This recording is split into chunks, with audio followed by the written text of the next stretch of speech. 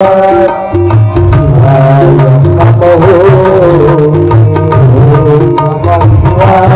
मंत्राच्या द्वारे यथोचित प्रकारे मनुष्याच्या मनोकामना या पूर्ण होतातच. नमस्कार मित्रांनो, मी सूरज विष्णुकर तुमचं आजच्या व्हिडिओमध्ये स्वागत करतो. तर आज चाललो आम्ही शिवपुरामध्ये आता. तर कालचा एक व्हिडिओ अपलोड केला रात्रीचा 8 वाजता. चला मग जो आपण आता चांगल्या प्रकारे बनवू. कालच्या व्हिडिओला चांगला तुमचा सपोर्ट भेटला. एकाच दिवसात 100च्या वर व्ह्यूज चालले गेले. तर असा या व्हिडिओला सपोर्ट भेटला पाहिजे. चला मग जो आपण चांगल्या प्रकारे आपण शिवपुरांचा व्हिडिओ काढू. चला मस्त गाडी काढायची आहे. मस्त गाडी काढतो. चला मग जो आपण ह्या व्हिडिओला तुमचा सपोर्ट पाहिजे तर सपोर्ट देत राहा तुमचा. चला तर मित्रांनो, आम्ही चाललो सध्या त्या शिवपुरांमध्ये. शिवजी आणि मीच आहो, पण आज गौरव येत नाही म्हणे. चला मग जो आपण कंटिन्यू ब्लॉगमध्ये आपल्या बनत राहा. प्रवेश करते भगवान शिवप्रकाश आणि गुणनिधी जो आहे हा ज्यावेळेस त्या समस्त स्त्रिया त्या शिवमंदिराच्या बाहेर येतात त्यावेळेस हा गुणनिधी त्या शिवमंदिरामध्ये प्रवेश करतो. आणि ज्यावेळेस प्रवेश करतो त्यावेळेस ज्या स्त्रिया त्या शिवमंदिरातून पूजा करून बाहेर पडल्या होत्या आणि त्यांनी जो दीपक त्या ठिकाणी प्रज्वलित केला होता, त्या दीपकाची जी वात होती त्या वातेवर थोडी काजळी आली होती. आणि त्या मंद मंद प्रकाशामध्ये या गुणनिधीला भगवान शिव परमात्म्याचा नैवेद्य दिसेनासा झाला. त्यावेळेस हा जो गुणनिधी आहे तो गुणनिधी आपल्या अंगावरील जे उपवस्त्र आहे ते उपवस्त्र फाळते आणि फाळून भगवान शिव परमात्म्याच्या त्या शिवालयामध्ये जो दीपक प्रज्वलित केला होता त्या उपवस्त्र फाळून त्या उपवस्त्राची एक वात तयार करते.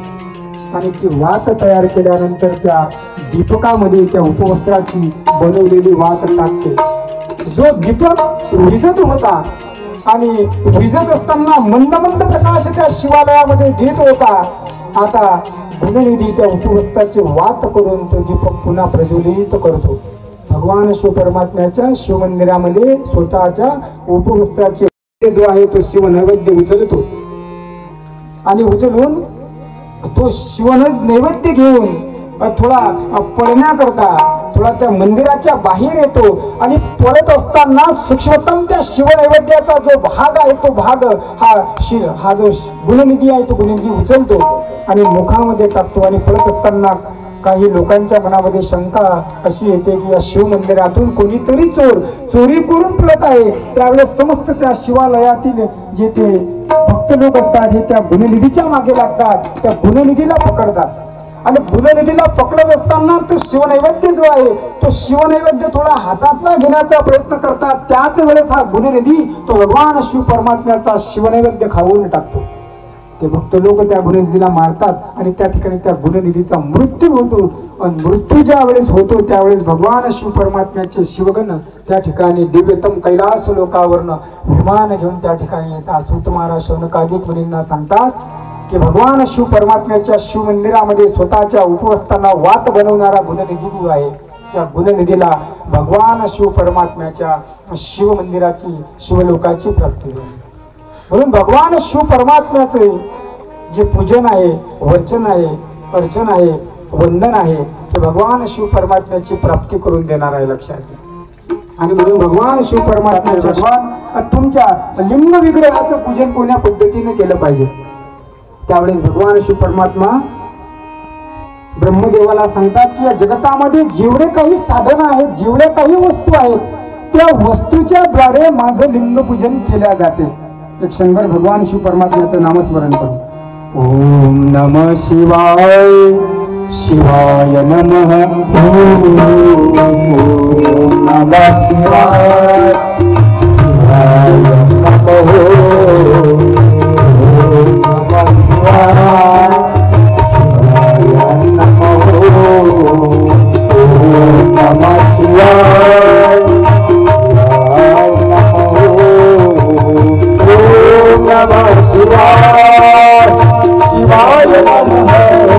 गेल्यानंतर आम्ही 3 वेळेस आचमन केलं पाहिजे. जलाचं, पाण्याचं आचमन केलं पाहिजे.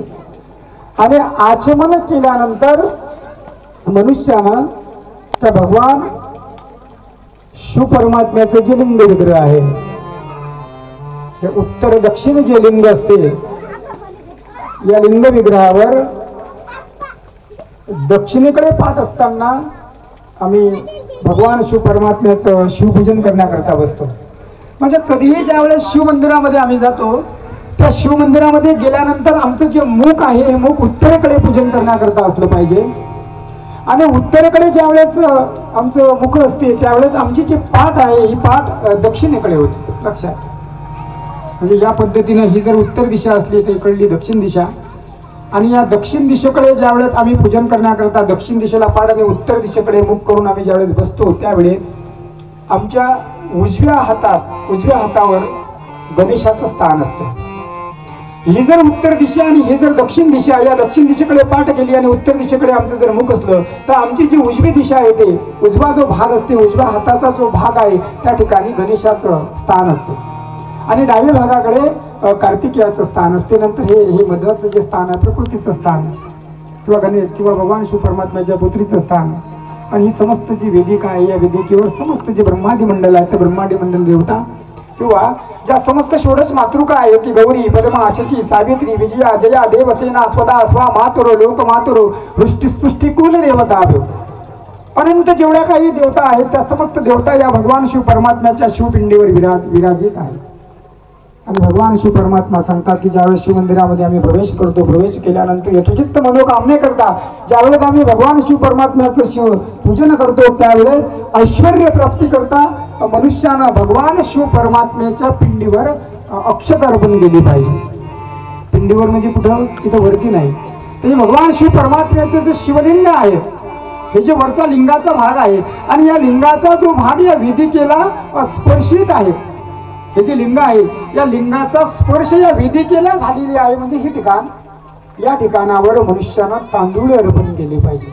लक्षात घ्या, हा वरचा जो भाग आहे भगवान शिव परमात्म्याचा, ज्या मनुष्याला समस्त सिद्ध्या पाहिजे, ज्या मनुष्याला मोक्ष पाहिजे, ज्या मनुष्याला मुक्ती पाहिजे, ज्या मनुष्याला त्रिदोषाचं जे सत्व रजतम हे 3 गुण आहेत, हे 3 गुण विरहित जीवन जर जगायचं आहे तर मनुष्यानं या वरच्या ज्या लिंग स्वरूप असणाऱ्या या परमात्म्यावर मनुष्यानं समस्त ऐहिक पदार्थ या ठिकाणी वाहिले पाहिजे. परंतु मनोकामने करता, मनोकामनेच्या पूर्तते करता ज्यावेळेस आम्ही भगवान शिव परमात्म्याचं पूजन करतो त्यावेळेस हा जो परशिव तत्व आहे, परशिव या भगवान शिव परमात्म्याच्या या वेदिकेला स्पर्शित झालेला जो भाग आहे या भागाच्या ठिकाणी मनुष्यानं तांदूळ अर्पण केले पाहिजेत या ठिकाणी. लक्षात घ्या. आणि समस्त जे हे पदार्थ आहेत मनोकामनेकरता मनुष्यानं तांदूळ अर्पण केले पाहिजेत. जर तुम्ही जर पेन आणि वही जर सोबत आणली असेल तर तुम्ही लिहून घ्या, कारण तुम्हाला कोण्याच शिवकथेमध्ये हे मंत्र मिळणार नाही. मी भगवान शिव परमात्म्याला साक्षी बनून तुम्हाला सांगतो, कारण माझ्या सद्गुरूंनी जे काही दिलं ते मी तुम्हाला सांगण्याचा प्रयत्न करत आहोत. लक्षात घ्या, तुम्हाला कोण्या शिवकथेमध्ये मिळणार नाही, कारण हा शिवकथा नावाचा ग्रंथ स्कंदपुराण, अग्निपुराण आणि भगवान शिव परमात्म्याचा शिव महापुराण या 3 ग्रंथां मिळून हा ग्रंथ बनला, निर्माण झाला. केवळ शिव महापुराण ग्रंथ वाचून शिवकथा केल्या जात नाही. अग्निपुराण नावाचा ग्रंथ आहे, स्कंदपुराण नावाचा ग्रंथ आहे आणि भगवान शिव परमात्म्याचा शिव महापुराण नावाचा ग्रंथ आहे. या 3 ग्रंथाचं पूर्ण अध्ययन झाल्यानंतर, गुरुकृपा प्राप्त झाल्यानंतर, शिवकृपा प्राप्त झाल्यानंतर शिवकथा ही केल्या जाते. लक्षात घ्या.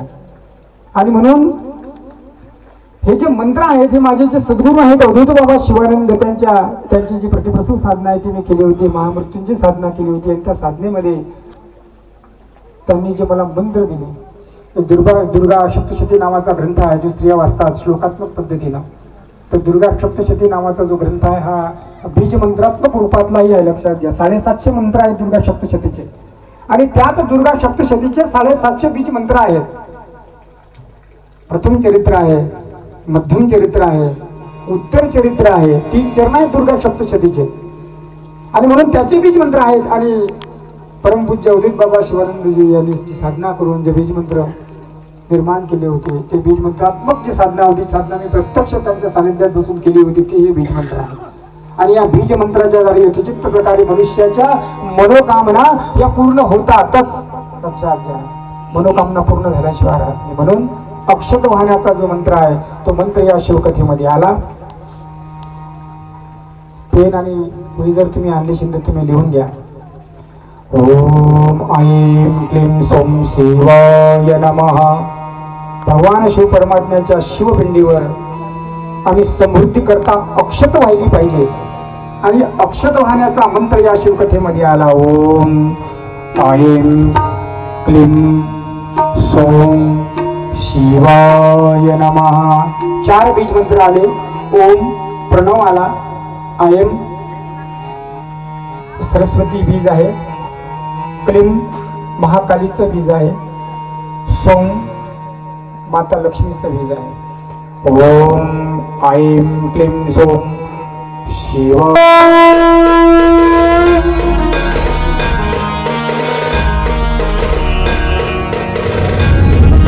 शांत भगवान शिव परमात्म्याची आरती करायची.